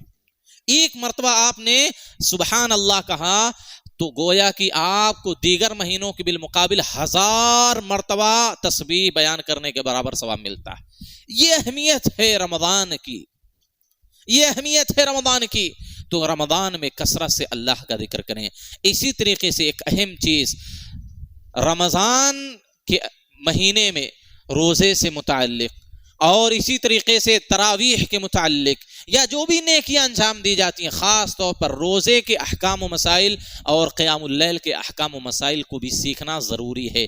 کیسے ہم روزہ رکھیں گے، کب ہمارا روزہ سنت کے مطابق ہوگا، ہمارا روزہ کن کن چیزوں سے خراب ہو سکتا ہے، برباد ہو سکتا ہے، باطل ہو سکتا ہے، یہ ساری چیزیں سیکھنا ہم پر واجب اور فرض ہے. اگر کوئی یہ نہیں سیکھتا ہے کہ رمضان کا روزہ ہمارا کیسے صحیح ہوگا اور کن صورت میں کن اسباب کی بنیاد پر باطل ہوگا، وہ انسان کبیرہ گناہ کا مرتکب ہے. بنیادی چیزوں کا علم حاصل کرنا ہر مسلمان مرد و عورت پر فرض ہے. اگر ہم رمضان کے روزے کے احکام و مسائل، قیام اللیل کے احکام و مسائل اور اسی طریقے سے احکام فطر یعنی فطرہ صدقہ کے مسائل جو نہیں سیکھتا، وہ اللہ کی نگاہ میں کبیرہ گناہ کا مستحق ہے. یہ صیام کے، قیام کے احکام و مسائل آپ سیکھیں. سب سے پہلے علم، پھر اس کے بعد عمل. امام بخاری نے اسی وجہ سے بخاری کے اندر یہ باب باندھا، باب العلم قبل القول والعمل. کوئی بات کہنے سے پہلے، کوئی کام کرنے سے پہلے اس کا علم حاصل کرو. کوئی عبادت کرنے سے پہلے علم حاصل کرو کہ وہ عبادت کیسے کی جائے گی، کتنی کی جائے گی، کب تک کی جائے گی، کیوں کی جائے گی. یہ ساری چیزیں سیکھنے کی ضرورت ہے. ذکر کیسے کیا جائے گا، کتنی مرتبہ کیا جائے گا، کس مقدار میں کیا جائے گا، کس وقت کیا جائے، یہ سیکھنا ضروری ہے. باب العلم قبل القول والعمل. چاہے وہ قولی عبادت ہو، چاہے وہ فعلی عبادت ہو، اس سے پہلے اس کا علم حاصل کرنا ضروری ہے. ہم میں سے اکثر لوگوں کو پتہ نہیں روزہ کن اسباب کی بنیاد پر باطل ہو سکتا ہے اور کب ہم مکمل روزے کا اجر و ثواب حاصل کر سکتے ہیں. یہ چیزیں سیکھنے کی ضرورت ہے میرے بھائیوں. اسی طریقے سے اللہ رب العالمین سے اس ماہ مبارک کے اندر حسن عمل اور نیکیوں کے انجام دینے کی اللہ سے توفیق مانگنا. آپ کو یہ بات معلوم ہونی چاہیے، بغیر اللہ کی توفیق کے انسان کوئی بھی نیکی نہیں کر سکتا. ہم نماز پڑھ رہے ہیں، اللہ ہم کو توفیق دے رہا ہے تب ہم جا کر نماز پڑھنے آتے ہیں. ہم قرآن پڑھ رہے ہیں، اللہ ہم کو قرآن پڑھنے کی توفیق دے رہا ہے تب ہم قرآن پڑھ رہے ہیں. ورنہ بے شمار ہماری طرح کے نام نہاد مسلمان آپ دیکھیں ابھی ہوٹلوں میں بیٹھے ہوں گے، دکانوں میں بیٹھے ہوں گے، ان کو اس طرح کی مجلسوں میں شرکت کی توفیق نہیں ملی، اس وجہ سے وہ حاضر نہیں. اللہ کی توفیق کے بغیر کوئی بھی انسان کوئی بھی نیکی انجام نہیں دے سکتا. اللہ کی توفیق یہ سب سے بڑی چیز ہے. رب کی توفیق جب ملتی ہے تبھی جا کر انسان کوئی نیک کام انجام دے سکتا ہے. نماز پڑھنے کی توفیق ملتی تب ہم نماز پڑھنے آتے ہیں. لہذا اللہ سے توفیق مانگنے کہ اللہ حسن عمل کی اس ماہ کے اندر توفیق دے، حسن عبادت کی اللہ ہم کو اس ماہ میں توفیق دے. اے اللہ نیکی کے ہر دروازے کو کھٹکھٹانے کی اللہ ہم کو توفیق دے. اللہ سے توفیق مانگے، بغیر توفیق کی کوئی بھی نیکی ہم انجام نہیں دے سکتے. اسی طریقے سے اس ماہ کے اندر خاص طور پر غصے سے پرہیز کرنا چاہیے. غصہ، اسی طریقے سے زبان کی حفاظت. زبان کی حفاظت اس ماہ کے اندر بہت ضروری ہے. اگر ہم نے زبان کی حفاظت نہیں کی تو ہو سکتا ہے ہمارا روزہ باطل ہو جائے، ہماری نیکیاں ضائع و برباد ہو جائیں. نبی صلی اللہ علیہ وسلم کی حدیث بارہا آپ سنتے رہتے ہیں، من لم يدع قول الزور ولا عمل به من لم يدع قول الزور ولا عمل به فإن لله اللہ کے رسول صلی اللہ علیہ وسلم فرماتے ہیں جس شخص نے جھوٹ بولنا اور جھوٹ پر عمل کرنا نہیں چھوڑا تو اللہ رب العالمین کو ایسے روزے داروں کے روزے کی کوئی ضرورت نہیں کہ وہ اپنا کھانا پینا میری وجہ سے چھوڑ دیں. اللہ کی نگاہ میں ایسے روزے کی کوئی اہمیت نہیں، کوئی اہمیت نہیں ہے. اللہ اس کو ہوا میں اڑا دے گا، یہ عبادت اس کی منہ پر مار دے گا کل قیامت کے دن. روزے کی حالت میں اگر کوئی جھوٹ بول رہا ہے، روزے کی حالت میں جھوٹا کاروبار کر رہا ہے، جھوٹی قسمیں کھا کر اپنے سامان کو بیچ رہا ہے، لوگوں کو دھوکہ دے رہا ہے، غیبت کر رہا ہے، چغل خوری کر رہا ہے، دوسرے کا مذاق اڑا رہا ہے، دوسروں کی تحقیر کر رہا ہے، ایسے لوگوں کا روزہ برباد ہو جاتا ہے، روزہ برباد ہو جاتا ہے. نبی صلی اللہ علیہ وسلم نے کہا رب صائم لیس حظه من الصيام الا الجوع والعطش. بہت سارے ایسے روزے دار ہیں، بہت سارے لوگ ایسے روزہ رکھنے والے ہیں جن کو بھوک اور پیاس کے علاوہ کچھ بھی حاصل نہیں ہوتا، صرف وہ بھوکے پیاسے رہتے ہیں، ان کو ثواب نہیں ملتا. کیوں نہیں ملتا بھائی؟ اسی زبان کی حفاظت نہ کرنے کی وجہ سے، آنکھ کی حفاظت نہ کرنے کی وجہ سے. آنکھ کی حفاظت، زبان کی حفاظت ماہ مبارک کے اندر بہت ضروری ہے. روزے اس زبان کے لگام نہ دینے کی وجہ سے برباد ہو جاتے ہیں. آپ صلی اللہ علیہ وسلم نے کہا بہت سے روزے دار ایسے ہیں جن کو صرف بھوک اور پیاس ہی حاصل ہوتی، ان کو اجر و ثواب نہیں ملتا. تو اپنی زبان کی حفاظت کریں، جھوٹ بولنے سے پرہیز کریں، غیبت اور چغل خوری کرنے سے پرہیز کریں، کسی کا مذاق نہ اڑائیں، کسی کی تحقیر نہ کریں، کسی کو ناحق گالی نہ دیں. لہذا اپنی زبان کی حفاظت کی بہت ضرورت ہے. اسی طریقے سے ایک اہم چیز آپ کو میں یہ بھی بتلاؤں، رمضان سے پہلے اپنے دل کو پاک صاف کر لیں. کن چیزوں سے پاک صاف کر لیں؟ اپنے دل کو حسد سے، بغض سے، کینہ کپٹ سے، رنجش سے، عداوت سے. ہمارے دلوں میں کسی مسلمان کے لیے دشمنی نہیں ہونی چاہیے، ہمارے دل میں کسی کے لیے حسد نہیں ہونا چاہیے، کسی سے دشمنی نہیں ہونا چاہیے، رنجش نہیں ہونی چاہیے، بغض نہیں ہونا چاہیے. اگر ہمارے دلوں میں بغض ہے، حسد ہے، کینہ کپٹ ہے، تکبر ہے، تو یہ سمجھ لیجئے رمضان میں ہم 5 وقتہ نمازیں بھی پڑھیں، پورے دن اللہ کے ذکر و اذکار میں، تلاوت میں گزاریں، قیام اللیل کا اہتمام کریں، ساری نیکیاں کریں، لیکن اگر ہمارا دل پاک صاف نہیں ہے تو اللہ ہماری مغفرت نہیں کرے گا میرے بھائیوں. لہذا اپنے دل کو پاک صاف کرنے کی ضرورت ہے. ہم میں سے ہر ایک مسلمان اس مصیبت میں گرفتار ہے. اپنے بھائی سے لوگ دشمنی کرتے ہیں، باپ بیٹے سے ناراض ہے، بھائی سے ناراض ہے، بیوی شوہر سے، شوہر بیوی سے ناراض ہے، خاندان میں ایک دوسرے سے بنتی نہیں ہے، رشتہ داروں میں ایک دوسرے سے دشمنی ہے، اور وہ اپنی ذاتی اسباب کی بنیاد پر، دنیاوی مفادات کی بنیاد پر. یہ نہیں کہ دین کے مسئلے کی وجہ سے دشمنی ہے، وہ اللہ کی نافرمانی کرتا ہے، بدعات کا ارتکاب کرتا ہے، اس وجہ سے ہم اس سے نہیں بولتے. نہیں، اپنی دینی دنیاوی غرض کی بنیاد پر، دنیاوی مفاد کی بنیاد پر ہم دشمنیاں کرتے ہیں. میرے بھائیوں، اپنے دل کو پاک صاف کر لو، اپنے دل سے بغض کو نکالو، اپنے دل سے حسد کو دور کرو، اپنے دل کو شرک اور کفر و بدعت اور نفاق کی بیماری سے دور کرو، تب جا کر ہماری عبادتیں قبول ہوں گی. آپ حدیث سنیں، ابو ہریرہ بیان کرتے ہیں، اللہ کے رسول نے فرمایا تعرض الاعمال فی کل خمیس واثنین. ہر پیر اور جمعرات اللہ کی بارگاہ میں انسان کے نیکیوں کو پیش کیا جاتا ہے. ہر پیر اور جمعرات کو اللہ رب العالمین کی بارگاہ میں ہمارا نامہ اعمال پیش کیا جاتا ہے. ہم نے کتنی نیکیاں کی ہفتے بھر میں، کتنے گناہ کی، اللہ کے سامنے پیش ہوتا ہو. اللہ کے رسول صلی اللہ علیہ وسلم نے کہا فیغفر اللہ عز وجل فی ذلک اليوم. اللہ رب العالمین اس دن ہر اس انسان کی مغفرت کر دیتا ہے، ہر اس انسان کو بخش دے دیتا ہے جس نے اللہ کے ساتھ شرک نہیں کیا، سوائے اس آدمی کے. ایسے آدمی کو اللہ معاف نہیں کرتا. کانت بینہ و بین اخیہ شحنا. کون سے آدمی کو اللہ معاف نہیں کرتا؟ سب کو اللہ معاف کر دیتا ہے. ایک آدمی کو اللہ معاف نہیں کرتا، جس کے دل میں بغض ہو، حسد ہو، تکبر ہو، کینہ کپٹ ہو، دشمنی ہو، دنیاوی غرض کی بنیاد پر، دنیاوی مفاد کی بنیاد پر. اللہ ایسے لوگوں کی مغفرت نہیں کرتا. اللہ کہتا فرشتوں سے ارکو ہذین حتی یصطلحا. ان دونوں کو آپس میں دشمنی رکھنے والوں کو ذرا مہلت دو، چھوڑ دو ان کو. یہاں تک کہ وہ آپس میں صلح کر لیں، یہاں تک کہ وہ آپس میں بات کرنے لگیں، یہاں تک کہ وہ آپس میں ایک دوسرے سے محبت کرنے لگیں، اللہ اس وقت تک ایسے انسان کو معاف نہیں کرتا۔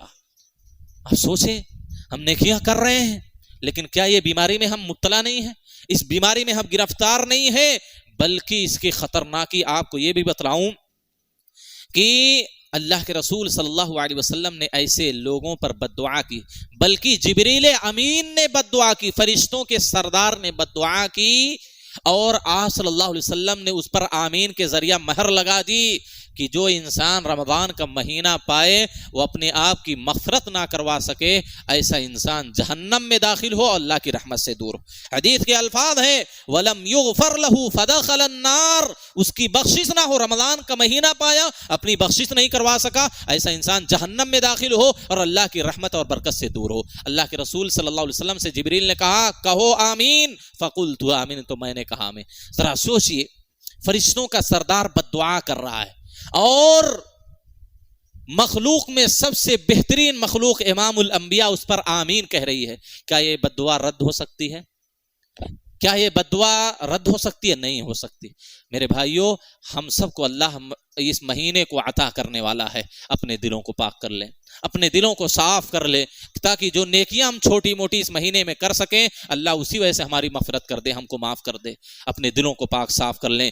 حاضرین گرامی، ایسی یہ اتنا خطرناک گناہ ہے، اتنا سنگین جرم ہے کہ اس کی بنیاد پر اللہ کی بارگاہ میں ہمارے نام اعمال بھی اٹھائے نہیں جاتے، ہماری نیکیاں ہمارے سر سے اوپر بھی نہیں جاتی۔ اگر ہمارے دل بغض سے، حسد سے، کینہ کپٹ سے، دشمنی سے پاک نہ ہو، ہماری نیکیاں ہمارے سر کے اوپر نہیں جاتی۔ ہم 5 وقتہ نماز پڑھ رہے ہیں، ہم روزہ رکھ رہے ہیں، ہم حج کر رہے ہیں، صدقات و خیرات کر رہے ہیں، دیگر ساری نیکیاں ہم انجام دے رہے ہیں، لیکن ہمارے دلوں میں بغض ہے، حسد ہے، کینہ ہے، کپٹ ہے، رنجش ہے، عداوت ہے، دشمنی ہے، ہماری یہ ساری نیکیاں ہمارے سر سے اوپر نہیں اٹھیں گی۔ حدیث سنیں، نبی صلی اللہ علیہ وسلم فرماتے ہیں، عبداللہ بن عباس راوی حدیث ہیں، 3 قسم کے لوگ ایسے ہیں جن کی نمازیں، جن کی نیکیاں، عبادتیں ان کے سر سے اوپر نہیں جاتی۔ ان میں سے ایک آدمی وَأَخَوَانِ مُتَصَارِمَانِ، 2 ایسے مسلمان بھائی جو آپس میں ناحق جھگڑتے ہوں، دنیا کی غرض کی بنیاد پر آپس میں لڑائی جھگڑے دشمنی رکھتے ہوں، لا ترتفع صلاتهم فوق رؤوسهم، ان کی نمازیں ان کے سروں سے بھی اوپر، ایک بالش بھی اوپر نہیں جاتی۔ حدیث کے اندر آتا ہے، اللہ کے رسول صلی اللہ علیہ وسلم فرماتے ہیں کہ ایسی بنیاد پر ایک مسلمان دوسرے مسلمان سے بغض رکھتا ہے، ہو سکتا ہے اس عمل کی بنیاد پر وہ انسان جہنم میں چلا جائے۔ آپ صلی اللہ علیہ وسلم فرماتے ہیں لا يحل لمسلم ان يهجر فوق اخاه 3 ليال، آپ صلی اللہ علیہ وسلم نے کہا کسی مسلمان کے لیے حلال اور جائز نہیں ہے کہ وہ اپنے مسلمان بھائی سے 3 دن تک قطع تعلق رکھے، 3 دن تک اس سے دشمنی رکھے، اس سے بات نہ کرے، اور اگر کسی نے ایسا کیا فمن حضر فوق 3، 3 دن سے زیادہ اپنے بھائی سے کسی نے گفتگو نہیں کی، دشمنی رکھی، بغض رکھا، فمات دخل النار، اور اس حالت میں وہ مر گیا تو وہ جہنم میں جائے گا۔ اللہ اکبر، استغفر اللہ، اللہ ہم سب کو اس بیماری سے محفوظ رکھے۔ آپ نے کیا کہا؟ 3 دن تک دشمنی رکھا مسلمان بھائی سے، اس حالت میں مر گیا تو جہنم میں جائے گا۔ کتنے ایسے مسلمان ہیں ذرا سوچئے، اپنے رشتہ داروں سے بات نہیں کرتے، اپنے بھائیوں سے بات نہیں کرتے، اپنے اعزا و اقربا سے بات نہیں کرتے، دیگر مسلمانوں سے، مومنوں سے دشمنی رکھتے ہیں۔ آپ نے کہا کہ مر گیا اس حالت میں جہنم میں جائے گا۔ ایسے لوگوں کی توبہ اللہ رب العالمین، حدیث کے اندر آتا ہے کہ اسی بنیاد پر، اسی لڑائی جھگڑے کی بنیاد پر، دشمنی کی بنیاد پر، اس ماہ مبارک کے اندر جو رات آتی ہے لیلۃ القدر خیر من الف شہر، 1000 مہینوں سے بھی بہتر ہے، 83-84 سال کی عبادت سے بھی بہتر ہے۔ کیوں یہ رات بھلا دی گئی؟ آپ کو معلوم ہونا چاہیے لیلۃ القدر کیوں نہیں بتلائی گئی، کیوں متعین نہیں کی گئی کہ 23ویں کو ہے، 27ویں کو، 25ویں کو ہے، کیوں بھلا دی گئی؟ نبی صلی اللہ علیہ وسلم نے خود اس کا سبب بتلایا کہ میں عبادہ بن صامت رضی اللہ تعالیٰ عنہ، راوی حدیث ہے، صحیح بخاری کی روایت ہے، آپ صلی اللہ علیہ وسلم اپنے حجرے سے باہر تشریف لائے، آپ صحابہ کو بتلانا چاہ رہے تھے کہ کون سی رات میں لیلۃ القدر ہے، کون سی رات شب قدر کی رات ہوگی۔ آپ صلی اللہ علیہ وسلم نے کہا کہ جب میں نکلا فَتَلَاحَ رَجُلَانِ، 2 آدمی آپس میں لڑائی جھگڑا کر رہے تھے، دو آدمی آپس میں لڑائی جھگڑا کر رہے تھے۔ آپ نے صحابہ سے کہا خرجت وانا اريد ان اخبركم بليله القدر، میں اس وجہ سے اپنے حجرے سے نکلا تاکہ تم لوگوں کو بتلاؤں کہ لیلۃ القدر میں لیلۃ القدر کون سی ہے۔ کس رات میں قدر کی رات آئے گی. ظاہر سی بات ہے کتنا فائدہ ہوتا اگر قدر کی رات معلوم ہو جاتی کہ 25ویں کو ہے، 27ویں کو ہے، 29ویں کو ہے، 21ویں کو ہے. اس رات کون انسان رات بھر جا کر عبادت نہیں کرتا، کیونکہ اس کو معلوم ہے کہ پوری زندگی سے بہتر عبادت ایک رات کی ہے. کیوں بھلا دی گئی؟ آپ صلی اللہ علیہ وسلم نے کہا کہ میں نے دیکھا دو آدمی جھگڑ رہے ہیں، لڑائی جھگڑا کر رہے ہیں، گالی گلوچ کر رہے ہیں، فاختلجت منی، وہ رات مجھ سے اچک لی گئی. بعض روایتوں میں آتا ہے فنسیت، مجھ سے بھلا دی گئی وہ رات.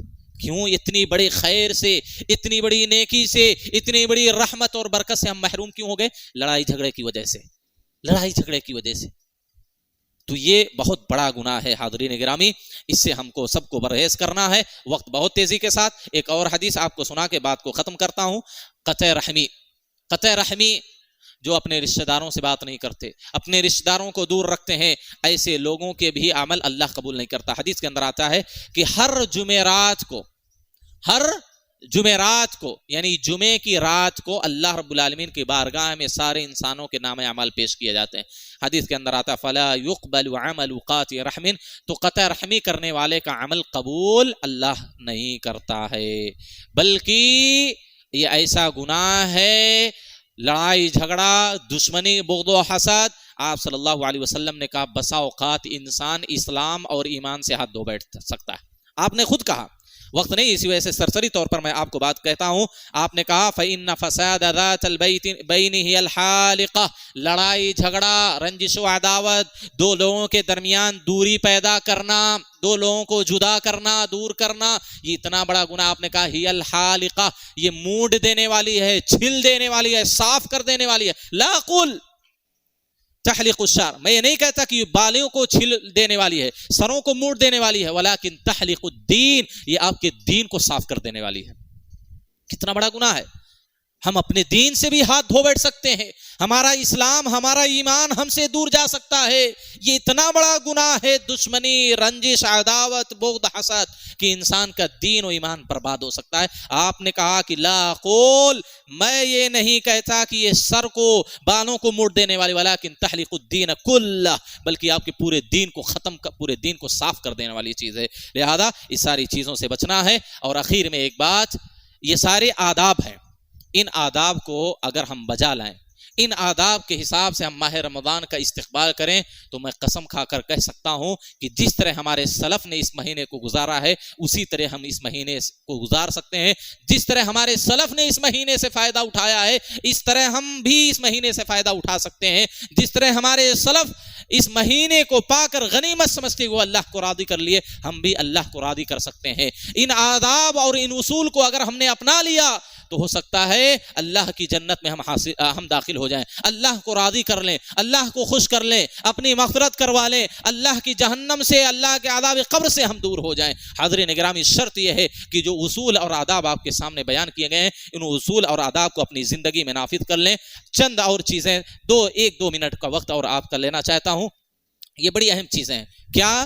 ہماری نیکیوں کو چوری کرنے والی چیزیں، لصوص، ہماری نیکیاں ختم کرنے والی، چوری کرنے والی چیزیں. نماز سب سے بڑا چور کون ہے معلوم ہے؟ جو نماز میں چوری کرتا ہے. آپ کہیں گے نماز میں چوری کون کرتا ہے؟ ابھی آپ صلی اللہ علیہ وسلم نے کہا جو رکوع اور سجدہ صحیح سے نہیں کرتا وہ سب سے بڑا چور. اسوأ الناس سرقۃ التی تسرق صلاۃ، سب سے بدتر اور سب سے برا چور ہے جو اپنی نماز سے چوری کرتا ہے. لا یتم رکوعہ ولا سجودہ، جو اپنی نماز کے رکوع اور سجدے کو مکمل نہیں. اسی طرح رمضان کی نیکیوں کی بھی چوری ہماری ہو سکتی ہے. کیسے ہوگی بھائی چوری؟ کن چیزوں سے ہم کو بچنا ہے؟ کون سے ڈاکو لوگ ہیں، چور لوگ ہیں؟ سب سے پہلی چیز یہ دیکھ رہے ہیں نا، یہ سب سے بڑا چور ہے، یہ سب سے بڑا چور ہے. اس سے ہم جتنا ممکن ہو سکے اس سے ہم دور ہو جائیں ماہ مبارک میں. کیونکہ ہم یوٹیوب چالو کریں گے، ہم فیس بک چالو کریں گے، جو کچھ بھی چالو کریں گے اس میں ننگی تصویریں آئیں گی، میوزک آئیں گی، گانے آئیں گے، یہ ساری چیزیں آئیں گی. اور آدمی نہ چاہتے ہوئے 2-4 منٹ دیکھ لے گا، اس کو دیکھ لیتا ہے. تو اس سے ہم دور ہو جائیں، فلموں سے، میوزک سے، گانے سے. اور یہ گھروں میں جو سلسلہ چلتا ہے، ٹی ویاں ہمارے گھروں میں رکھی ہیں، اس میں مسلسلات یعنی سیریل. عورتوں میں یہ کیا ہے، دن کیسے ان کا گزرتا ہے؟ سیریل دیکھتے ہیں. میرے بھائیوں، ٹی وی سے دور ہو جائیں، موبائل سے اپنے آپ کو دور کریں، ضرورت کے مطابق اپنے موبائل کو استعمال کریں. خاص طور پر انٹرنیٹ کو بند کر دیں. آپ موبائل میں نیٹ ہی مت کھولیں، الا کی اشد ضرورت ہو تبھی آپ نیٹ کا استعمال کر رہے ہیں، ورنہ یہ آپ کی نیکیوں کو ضائع کر سکتا ہے. کیونکہ ہم آنکھ کی حفاظت کیسے کریں گے؟ یوٹیوب کھولیں گے، فیس بک کھولیں گے، ٹویٹر کھولیں گے، اور کیا کیا کی ہوتا ہے کھولیں گے تو ننگی تصویریں آئیں گی، میوزک گانے ہمارے آنکھیں ہمارے کان سنیں گے، ظاہر سی بات ہے اس سے نیکیاں ہماری برباد ہو سکتی ہیں. اسی طریقے سے زیادہ سونے سے اپنے آپ کو بچائیں. ہم لوگ کیا ہے رات بھر جاگتے ہیں رمضان میں اور دن بھر سوتے ہیں، ظہر کہاں گئی فجر کہاں گئی کچھ نہیں پتا، سوتے رہتے ہیں. یہ نیکیاں آپ کی ضائع ہو سکتی ہیں. آپ رمضان سے فائدہ نہیں اٹھا سکتے جس طرح فائدہ اٹھانا چاہیے. زیادہ سونے سے استعمال کریں، راتوں کو جاگنے سے پرہیز کریں. آپ جیسے ہی آپ کا یہاں قیام اللیل دروس ختم ہوتے ہیں، گھر میں جا کر آپ کیا ہے سونے کی کوشش کریں. اور اسی طریقے سے ریاکاری سے، دکھلاوے سے، ریا اور نمود سے اپنے آپ کو دور رکھیں. آپ خالص اللہ کے لیے عبادت کرنے یہاں پر آئیں، اور اسی طرح حلال کھائیں، حلال کمائیں. اور سب سے اہم چیز رمضان کے اندر برے لوگوں کی صحبت سے دور رہیں. ایسے لوگوں کے ساتھ ہی نہ رہیں جو مسجد میں مکمل کیا ہے تکبیر تحریمہ کے ساتھ نماز پڑھنے کی کوشش نہیں کرتے. ایسے لوگوں کا ساتھ چھوڑ دیں.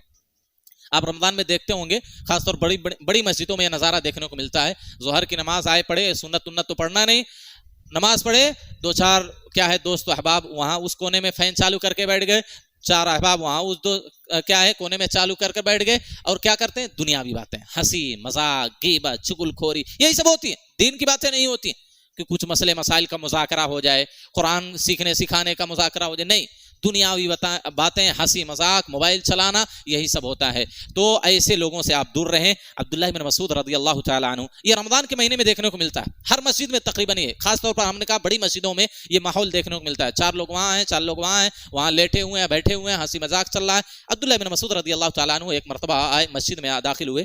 اذان کے بعد لوگ بات چیت کر رہے تھے، انہوں نے کہا، انہوں نے منع کیا بات کرنے سے، کہا انما جئتم للصلاۃ، تم نماز پڑھنے کے لیے مسجد میں آئے ہو، نماز پڑھو یا تو خاموش رہو، یا تو نماز میں مشغول رہو یا تو خاموش رہو. کیونکہ میں نے نبی صلی اللہ علیہ وسلم کو فرماتے ہوئے سنا ہے کہ قیامت کے قریب آخری زمانے میں چند لوگ ایسے ہوں گے جو مسجدوں میں حلقہ لگا کر بیٹھے رہیں گے. جس طرح رمضان میں ہم یہ نظارہ دیکھتے ہیں، مسجدوں میں حلقہ لگا کر بیٹھے رہیں گے. امامہم الدنیا، ان کے سامنے صرف دنیا ہوگی، دنیاوی باتیں، دنیاوی تجارت، لین دین، ہنسی مذاق غیبت چغل، صرف دنیاوی چیزیں ان کی نگاہ میں ہوں گی. آپ نے کہا فلا تجالسہم، ایسے لوگوں کے ساتھ مت بیٹھو، ایسے لوگوں کے ساتھ مت بیٹھو، کیونکہ ان لوگوں کے پاس اللہ کے لیے کوئی ضرورت نہیں. یہ لوگ اللہ کے لیے نہیں مسجد میں آئے، یہ ہنسی مذاق کے لیے، غیبت چغل خوری کے لیے، یہی سب کرنے کے لیے مسجد کے اندر آئے ہیں. ان کو اللہ سے کوئی ضرورت نہیں ہے. تو ایسے لوگوں سے اپنے آپ کو میرے بھائیوں دور رکھیں. یہ ساری باتیں تھیں، اس کے علاوہ بھی بہت ساری باتیں ہیں لیکن وقت اجازت نہیں دے رہا ہے. حاضرین گرامی، ان اسباب کو آپ اپنائیں، ان اسباب کو اپنی زندگی میں نافذ کریں. اگر ان اسباب کے ساتھ، ان آداب کے ساتھ ہم ماہ مبارک کا استقبال کریں گے تو انشاءاللہ ہماری زندگی کا سب سے بہترین رمضان یہ گزرے گا. اور اللہ سے میں دعا کرتا ہوں اللہ ہم تمام لوگوں کو کہی گئی باتوں پر عمل کرنے کی توفیق دے. اے اللہ تو اس مہینے میں جن لوگوں کو جہنم سے آزاد کرتا ہے ان خوش نصیب بندوں میں اللہ تو ہمیں بھی شامل کر لے. اے اللہ تو ہم تمام لوگوں کو ماہ مبارک کے اندر روزہ رکھنے، قیام اللیل کرنے، نمازوں کی پابندی کرنے، قرآن کی تلاوت اور ذکر و اذکار کرنے کی توفیق دے. اے اللہ تو اس مہینے میں جن لوگوں سے راضی ہوتا ہے اللہ تو ان لوگوں میں ہم کو بھی شامل کر لے. اے اللہ ہم کو مستجاب الدعوات بنا دے. اے اللہ تو جب تک زندگی دے کتاب و سنت کے مطابق زندگی گزارنے کی توفیق دے. جب خاتمہ ہو تو خاتمہ بالخیر عطا فرما. آمین. واخر دعوانا الحمدللہ رب العالمین. اقول قولی هذا استغفر اللہ لی ولکم ولسائر المسلمین.